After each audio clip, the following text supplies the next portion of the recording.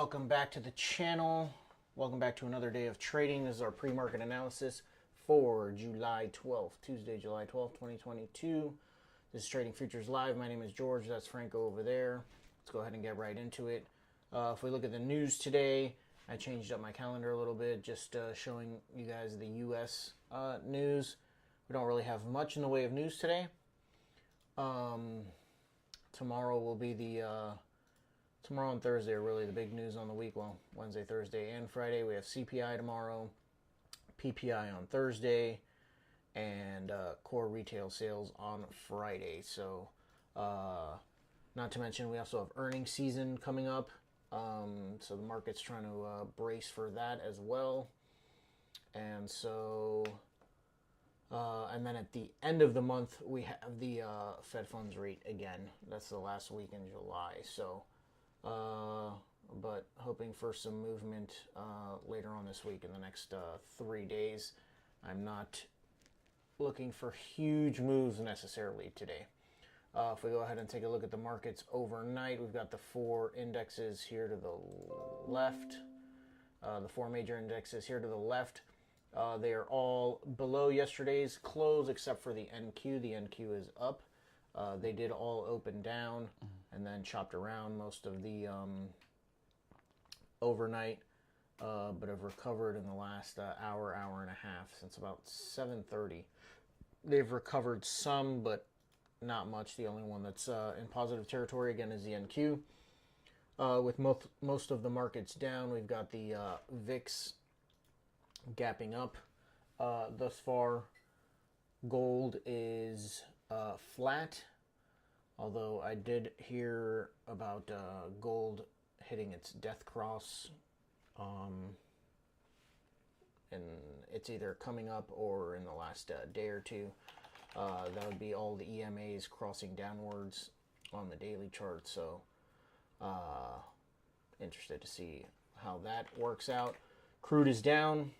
Crude is down quite a bit. Crude is down 4% today right now. Yeah. Just today? Yeah.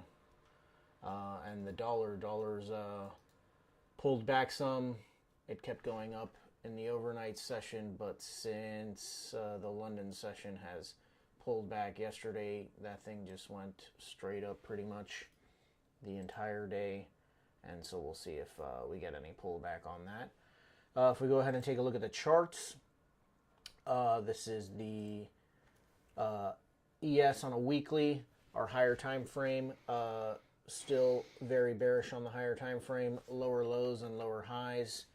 As I've been stating, I could see this coming down to 3,300, 3,400, somewhere in this area, when it broke this pivot here. We shall see how it reacts from this level. It's kind of in the middle of nowhere, especially if you look at a daily chart. I've got really the top of my curve up here, the bottom of the curve here, and we're kind of in the middle of nowhere, retesting this 50% retracement from last week or the week before. The trend line is holding. We've got another trend line starting to form here as well.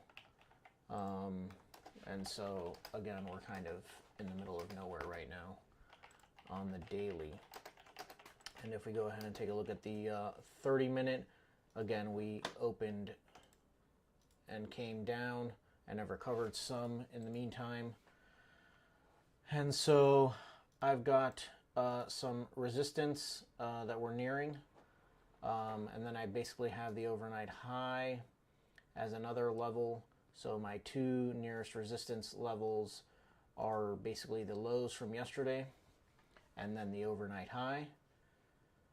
And then to the downside, I have this older level that it broke through in the overnight, but has since recovered through there. I'm going to tighten this up for the moment.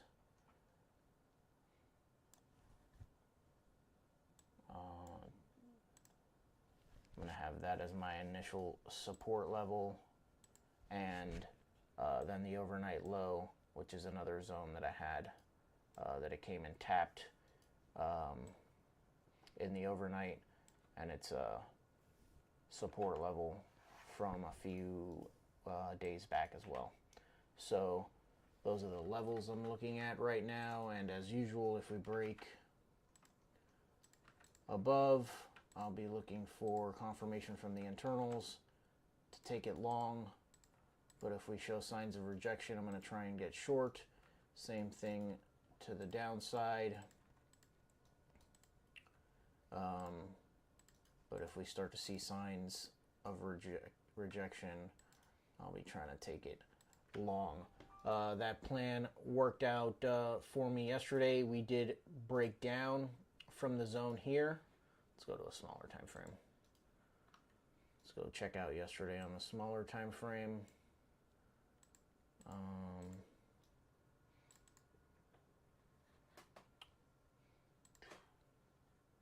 Where are we at? Well, let's go to the 5-minute. Price broke down. Price broke down here at the open, but started to show signs of rejection. When it broke back to the upside, I took a limit order. I did have to sit through it for a couple of hours before it finally did take off. It hit my T1 and T2 before reversing at around 2 p.m. when it got to the opening range high, and I got stopped out on my third contract for a little above break even. So that was the trade yesterday. You can check the recap from yesterday as well. But that's going to be my scenarios for the morning. Franco, what are you taking a look at? Same thing. I got the dollar. I have the dollar. The dollar, if we go to the daily, we are in a supply created in 2002. So, but the supply is humongous. It's very large. But today the dollar is going down. It went up, but it was rejected. Right now I do have this demand zone that can hold the dollar. I do not expect I do not expect the dollar to come down sharply today. I have some demand here, and at this level, let's show it. There we go. All right, so here we have the London Open, right, 3 a.m. right? Then we have US Open, right? This is yesterday. And we have these two pivot created that are very strong. So I do think the dollar might come down here, right? And then probably chop around, and either today or tomorrow, right? Do this, right? And if this scenario plays out, I do have NQ. If the dollar bounces back up today, right, NQ can get to this supply and come back down. So today I'm neutral, bearish. The only thing that I can see here, the dollar is very high, and it is encountering a lot of supply. But the best part of the supply is up here at where the blue line is.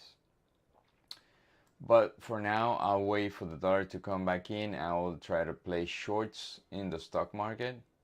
And if it goes beyond this level, then I can think about around here. Again, London Open, right here, right? All this level. That's what I got, George. So. All right, guys. That's our pre-market analysis. We'll be with you guys live shortly. See you. Bye now.